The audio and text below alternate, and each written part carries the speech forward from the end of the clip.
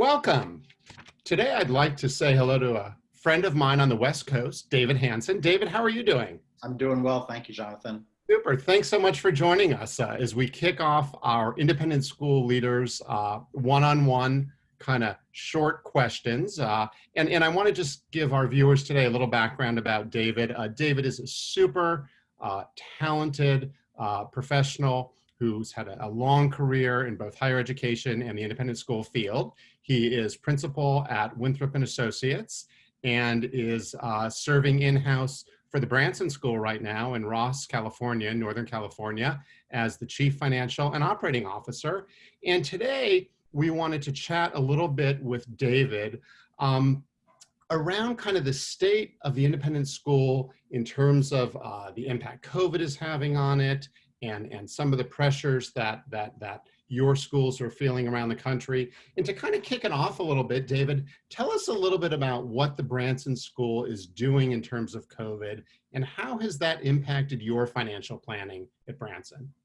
Sure. No, thanks, Jonathan. So for those who don't know, the Branson School is a 9 through 12 day school north of San Francisco in Marin County. And we have 320 students. We have about 85 to 90 staff members, so total population of about 400 people. We have 17 acres north of California, so we're fortunate that we're in a climate that allows us to have classes outside. We have plenty of space on campus for the population we have, so we're very fortunate in that way. But when COVID hit, we immediately formed a task force with 4 board members and 4 members of management, as well as the head of school and myself. And the task force meets weekly, and we go over everything possible, from financial impacts, operational impacts, testing, et cetera. So I think what Branson did immediately is involve the board, involve management, and make it a very disciplined process with 2 overarching goals: bring the kids back and bring the kids back safely. Okay, and have you found COVID to have been just a tough adjustment for the faculty, staff, and students? I can't imagine it's been easy.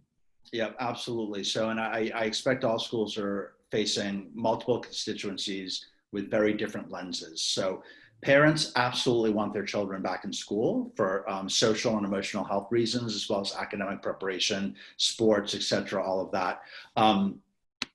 So the faculty are obviously concerned for health-related reasons, and also pedagogy. How do they teach effectively in a remote setting, in a hybrid setting, in an in-person setting, or possibly within a 2 to 3 week period, all 3 of those settings. So it's a legitimate concern and fear. And we are doing a few things at Branson that are a little bit different. We're offering testing to all of our employees every 2 weeks. Are you really? It comes at a significant cost, but we feel that it helps people understand, the dynamics, the risks, the health concerns, and we feel that it's really important. So we are doing that. We are over communicating to parents. Our head of school does coffees with Chris, open forum, Q&A. I think it's really important and very well attended. So we also built a community cares fund.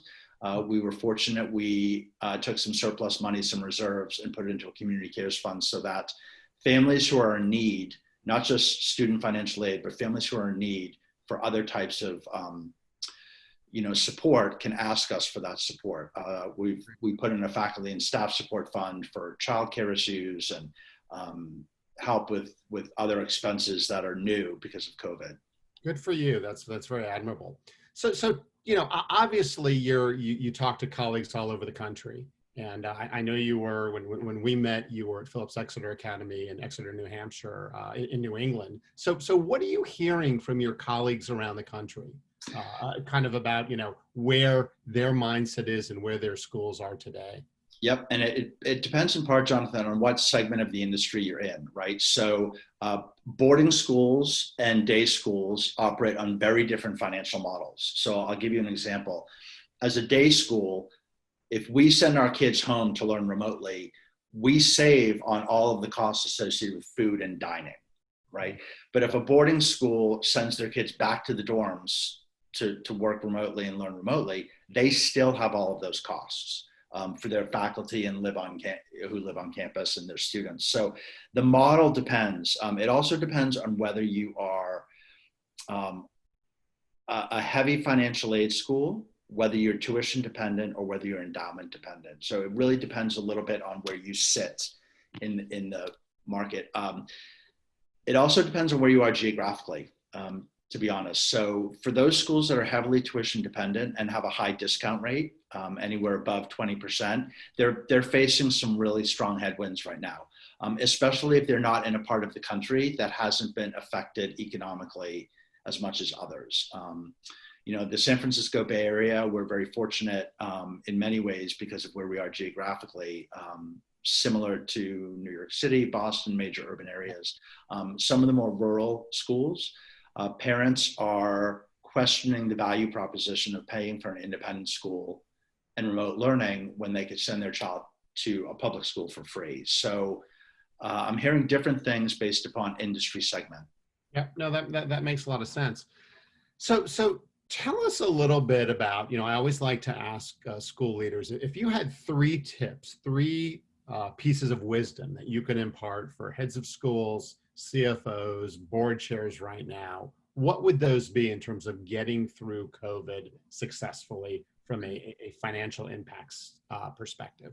So number one would be over communicate. Don't assume that people understand what is happening. And I'll give you an example. At Branson, we've been working with our task force on protocols for a safe return to campus for months. We can't assume that parents know what those protocols are. We've put out a playbook. It's very lengthy. It's hard to read. Many parents don't have the time to read it. So over communicate in multiple ways. Have coffees with your head of school, have open sessions with your management, your dean of student life, have open sessions with your board members and parents. Just don't assume that because you understand what's happening on your campus, that all of your constituencies understand that as well. I would say number two is plan for the long haul. COVID, is probably going to be with us for a while. The medical experts are saying possibly through 2021, maybe even into 2022. So your financial plan should be a 5-year model, not a 1-year model.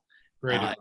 And think carefully about not only the savings that you can muster from COVID, things that you don't have to spend money on, like travel and conferences and things like that, but think about how you want to reallocate those over the next 5 years. And to the extent that a school can, put in place a reserve component with your board. That unspent money goes into a reserve board dedicated fund. Super. No, I think that's great. And I'd say number three, really listen to your faculty. So we made some decisions about bringing people back at Branson, bringing staff back and faculty and students. And I think we listened to our faculty, we heard their concerns, and we adjusted our plan based upon that. And you have to realize in this time, kids may be anxious, but they're also feeling a little invincible because they're teenagers. Faculty members have a whole different set of concerns, both health and safety and pedagogical. And so I think it's really, really important for boards and management to listen to the faculty actively. Excellent advice. All right, David, well, listen, be safe out there in Northern California. Best of luck to the Branson School. And if some of our viewers want to follow up with you and have a conversation with you, what's the best way to reach you? Via email, via phone? Yeah, send me an email. David_Hanson@branson.org. Wonderful. All right, David, be safe, and we'll chat soon. Thanks, Jonathan.